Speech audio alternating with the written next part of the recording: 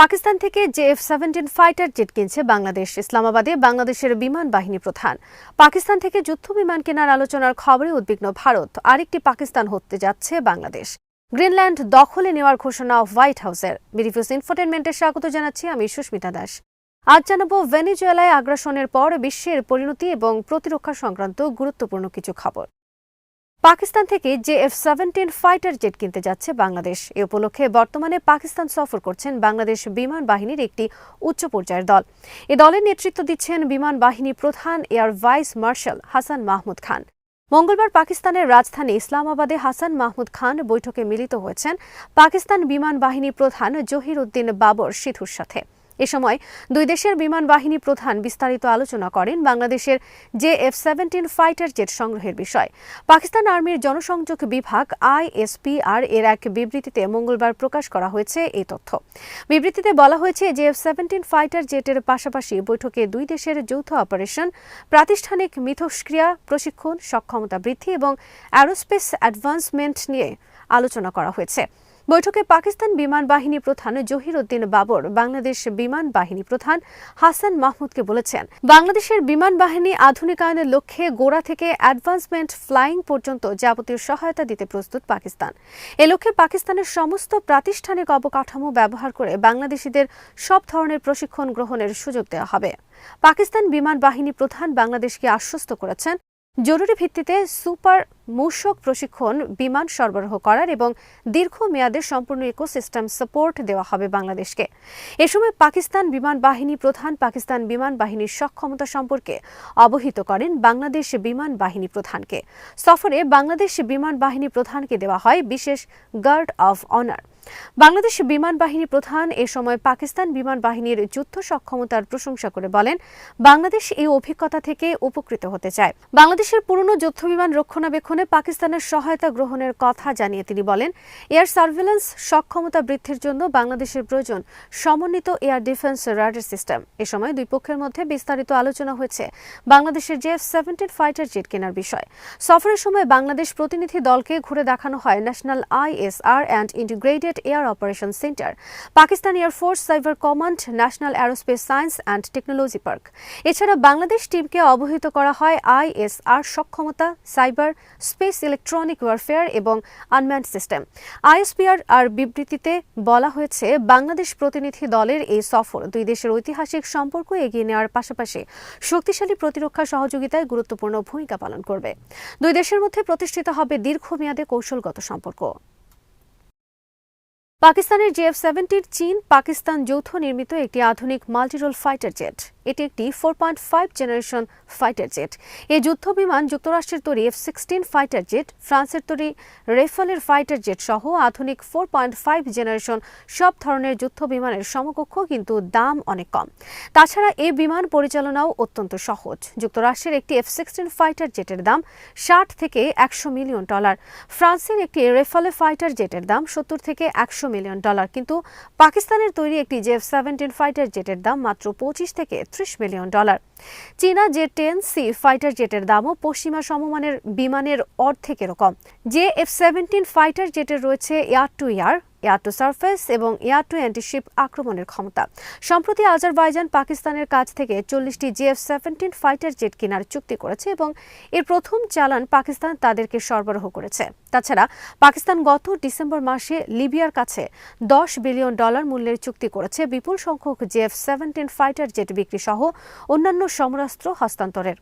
Nigeria এবং মিয়ানমারের কাছেও রয়েছে পাকিস্তানের তৈরি এই যুদ্ধ বিমান। ভারতের সাথে 2019 এবং 2025 সালের যুদ্ধে বিশ্ব দেখেছে পাকিস্তানের F-17 ফাইটার জেটের সক্ষমতা। সর্বশেষ 2025 সালের মে মাসের যুদ্ধে পাকিস্তান তাদের F-17 ফাইটার জেট এবং চীনা J-10C ফাইটার জেটের সাহায্যে ভূপাতিত করেছে ভারতের 7টি যুদ্ধ বিমান। তাছাড়া 2019 সালেও পাকিস্তান ভূপাতিত করে ভারতের যুদ্ধ বিমান এবং গ্রেফতার করে অভিনন্দন নামে ভারতের একজন পাইলটকে। পাকিস্তানের F-17 ফাইটার জেটে রয়েছে চীনা শক্তিশালী PL-15 মিসাইল সিস্টেম, যা আকাশে 250 কিলোমিটার দূরে শত্রু বিমানকে নিখুঁতভাবে আঘাত করতে পারে। PL-15 একটি radar guided beyond visual range missile.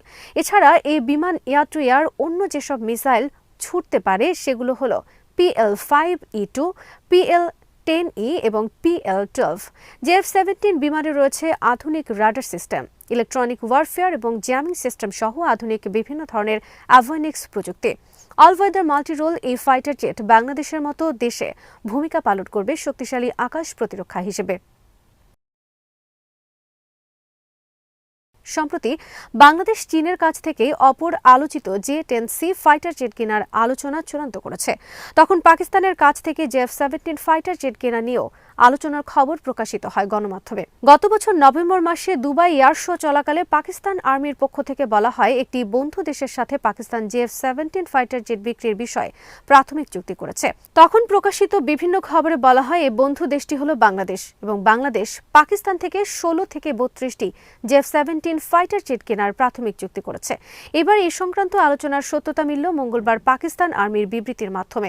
সমর বিশ্লেষকদের মতে, যেহেতু ভারত বারবার পাকিস্তানের JF-17 এবং J-10C যুদ্ধবিমানের কাছে ধরাশায়ী হয়েছে, তাই বাংলাদেশের কাছে এসব যুদ্ধবিমান থাকা মানে মানসিকভাবে ভারত আতঙ্কগ্রস্ত থাকবে বাংলাদেশের সম্ভাব্য যেকোনো আগ্রাসনের ক্ষেত্রে। তাছাড়া ভেনেজুয়েলায় যুক্তরাষ্ট্রের আগ্রাসনের ফলে চীন ও পাকিস্তানের সাথে কেবল শক্তিশালী প্রতিরক্ষা সম্পর্ক নয়, বরং ন্যাটো আদলে প্রতিরক্ষা চুক্তি সম্পন্ন করা এখন বাংলাদেশের জন্য অপরিহার্য হয়ে পড়েছে বলে মনে করেন সমর বিশ্লেষকরা। বাংলাদেশ বিমান বাহিনী প্রধানের পাকিস্তান সফর এবং পাকিস্তান থেকে JF-17 ফাইটার জেট কেনা সংক্রান্ত আলোচনার খবর ফলাও করে প্রচার করেছে ভারতের বিভিন্ন গণমাধ্যম। বুধবার টাইমস অফ ইসলামাবাদের খবরে বলা হয়েছে, বাংলাদেশের কাছে পাকিস্তানের JF-17 ফাইটার জেট বিক্রি নিয়ে আলোচনার খবরে উদ্বেগ আর আতঙ্ক ছড়িয়ে পড়েছে ভারতের বিভিন্ন মহলে। ভারতের অনেক বিশ্লেষকের মতে এর ফলে দক্ষিণ এশিয়ায় দ্রুত বদলে যাবে সামরিক ভারসাম্য এবং মেরুকরণের চিত্র। বিশেষ করে 1971 সালের যুদ্ধে বাংলাদেশকে পাকিস্তান থেকে আলাদা করার মাধ্যমে ভারত যে নিরবিচ্ছিন্ন সুবিধা ভোগ করে আসছে সেটা আর থাকবে না। ভারতের অনেকে মনে করছেন, পাকিস্তান ও চীন থেকে বাংলাদেশ আধুনিক যুদ্ধবিমান ও মিসাইল সিস্টেম সংগ্রহ করলে বাংলাদেশ হয়ে উঠবে আরেকটি পাকিস্তান। বাংলাদেশ ফিরে যাবে 1971 সালের পূর্বের অবস্থায়। পাকিস্তান সীমান্তের পাশাপাশি এখন বাংলাদেশ সীমান্ত ভারতের জন্য বড় ধরনের মাথা ব্যথার কারণ হয়ে দাঁড়াবে।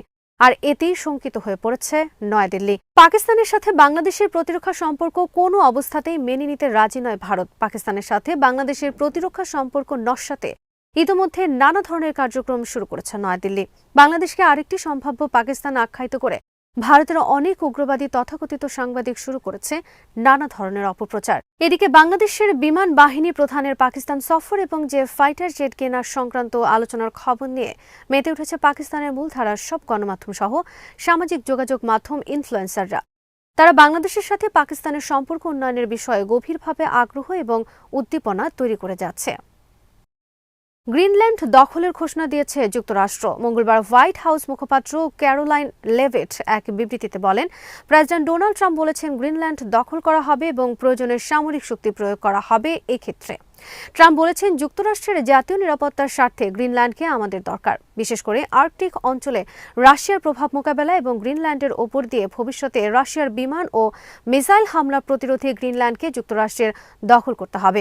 ক্যারোলিন বলেন, আলোচনার মাধ্যমে গ্রিনল্যান্ড যদি যুক্তরাষ্ট্রের সাথে যুক্ত হতে রাজি না হয়, তাহলে টেবিলে শক্তি প্রয়োগের অপশন আছে। ডোনাল্ড ট্রাম্প দ্বিতীয় মেয়াদে হোয়াইট হাউসের দায়িত্ব গ্রহণের পরপরই বলেন, আমরা গ্রিনল্যান্ড কিনে নেব। যদি তারা এতে রাজি না হয়, তাহলে আমরা সেটা দখল করে নেব। উত্তর মেরু অঞ্চলে অবস্থিত গ্রিনল্যান্ড হল বিশ্বের সবচেয়ে বড় দ্বীপ। বরফে ঢাকা এই দ্বীপের আয়তন 2,13,000 বর্গ কিলোমিটার। এই দ্বীপ ঘিরে রয়েছে বিশাল সমুদ্র সীমা। মূল দ্বীপ এবং সমুদ্র সীমায় রয়েছে জ্বালানি সহ মূল্যবান অনেক খনিজ সম্পদ। গ্রিনল্যান্ড বর্তমানে ডেনমার্কের একটি স্বায়ত্তশাসিত অঞ্চল। ভেনেজুয়েলা দখলের পর মঙ্গলবার হোয়াইট হাউসের এই ঘোষণার মাধ্যমে বিশ্ব যেন আবার ফিরে গেছে ঔপনিবেশিক যুগে, যখন শক্তির জোরে ইউরোপের শক্তিশালী দেশগুলো আফ্রিকা, লাতিন আমেরিকা ও এশিয়ার বিভিন্ন দেশ দখল করে নিত। আজ এখানেই শেষ করছি। সমরাস্ত্র, প্রতিরক্ষা ও কূটনীতির নানা তথ্য জানতে চোখ রাখুন বিডিভিউজ ইনফোটেনমেন্টে। চ্যানেলটি ভালো লাগলে সাবস্ক্রাইব করুন। সংযুক্ত থাকুন আমাদের ফেসবুক পেজে।